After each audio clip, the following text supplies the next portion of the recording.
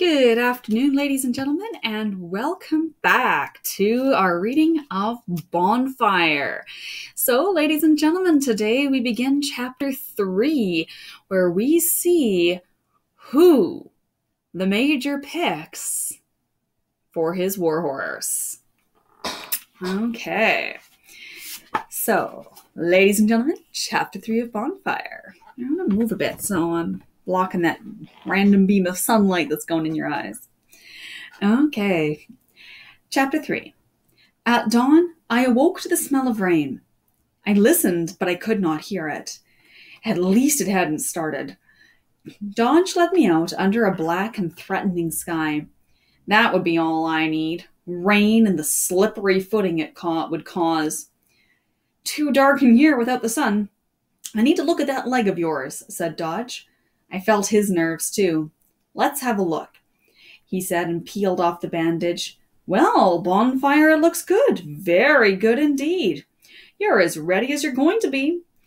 He gave a worried look up to the sky. Providing rain doesn't turn into a greasy mess before you show us what you're capable of. He patted me on my neck and ran his hands over my withers. Best get you tacked up. Thor was standing outside, tied to a horse line. He looked as miserable as ever. Since he'd recovered from the grueling ride the Major had taken him on, some of the attitude had already returned. I looked away from him and resolved to concentrate only on the trial ahead of me. The Major seemed one of the most reasonable humans I'd ever considered.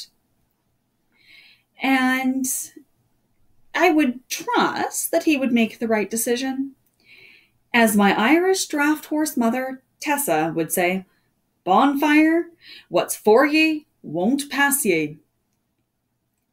Dodge's voice jolted me back into the present. Bonfire, I'm going to leave the bandage off. Once you're really moving out, it would just come off anyway. The Major came out of his tent and rubbed his hands together as he walked towards me. He then looked up and his face became cloudy as the dark sky above.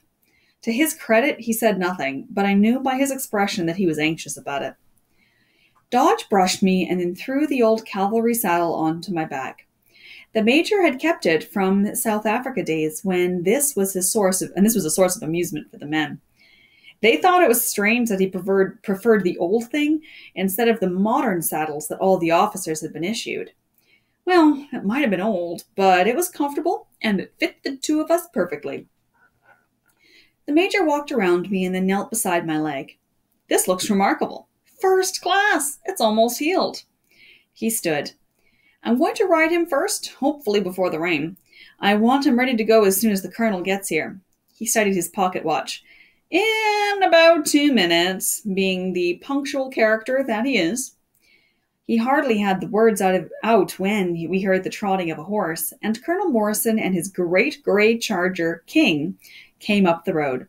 King was a regal sort of animal, a dapple grey and no nonsense, like the Colonel. They were perfectly suited, both commanding the respect of both man and beast. The Colonel did not dismount. Come on, Jack, let's go. I thought we'd go around the track that circles the entire camp. It's a good 5 miles, and there's a few bush jumps laid out for us. I had my man do it last night with Lex and Cosgrave's assistance. Then we'll do Thor after lunch. The Colonel looked down at my leg from his perch aboard King. What was it you said about some magic horse elixir? Something must have worked very well indeed. You can hardly tell that he was hurt. At least not from up here, anyway. Dodge put on my bridle, and the Major mounted. I noticed immediately how soft his hands were. There was no reefing or jerking on my mouth like some of those rough fox hunter riders, excluding Marjorie Todd, of course. She was a master. The Major? What a blessing! I'd imagined he'd be gentle that way, but one never knows. I felt him inhale deeply and then give his shoulders a shake to calm his nerves. He ran both hands down the sides of my neck and whispered, Ready, Bonfire? And then to the Colonel, Let's go. As we walked down the path side by side towards the track where my trial was to take place, I inhaled deeply the scent of pine from the trees that encircled the camp. Divine. We walked towards Thor, tied to the horse line, and he didn't move a muscle, but couldn't help pin his ears back as we passed. The Major and Colonel noticed that and shared a look. Colonel Morrison said only one word, glue, and the two men laughed out loud. These men were close friends, probably had been since that South Africa war. It was pure fun to be in their company. We turned to the track and the Colonel said, "Let's go!"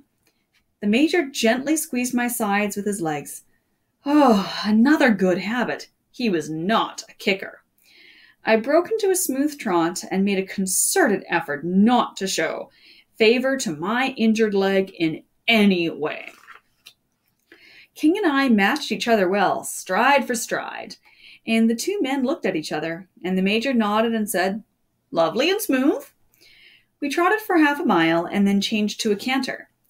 I could see a pile of brush ahead, the first jump. My leg still felt bruised, but I resolved to ignore it. Colonel Morrison and King sped up and cleared the jump first, and then the Major and I followed. I do love to jump, and I flew over it with more than a couple of feet to spare. My landing was smooth. The Colonel had to stop and turn to face us as we rode up. That's when I heard another name for the Major. "Wipe that grin off your face, McCrae," said the Colonel. The Major just shook his head, all smiles. The world would eventually know the Major as John McCrae, but to all the humans who knew him and well loved him, he would always be known as Jack. "He is marvelous, just marvelous," said the Major. "I knew he would be, if we could just get him over this injury." Colonel Morrison turned King, and off we went at a comfortable canter. We circled the camp, and the 11 remaining jumps were a cakewalk for me. And being used to the 4 and 5 foot high stone walls, ditches, and the like, adrenaline now completely numbed any pain in my leg, and I felt more than thrilled to be carrying this kind officer. It was an honor. Toward the very end, we'd almost come full circle. The Major squeezed my sides and cued me for a gallop. King and I ran another quarter mile. I had the edge in speed. Right at the end there was a pen with a 5-foot fence. The Major pointed me at it, and we galloped towards it. Okay, I thought, this will be a breeze. But the ground was uneven, and I almost stumbled. I regained my balance with a few feet to go. The Major crouched up over my neck and gave me my head, and I flew over the fence with the best form that I could muster. A surprised man working at the back of the pen hurriedly stepped to one side and applauded, "Well done, Major." The Major doffed his cap and bowed like a competitor in the show ring. The Colonel had a laugh on the other side of the fence with King. He slapped King on his neck. "Old King here is capable, but I'm getting too old for it, I'm afraid." "Good show there, Jack. No contest? Is Thor out of the running?" "No contest," said the Major. "Bonfire? We're partners, and that's that."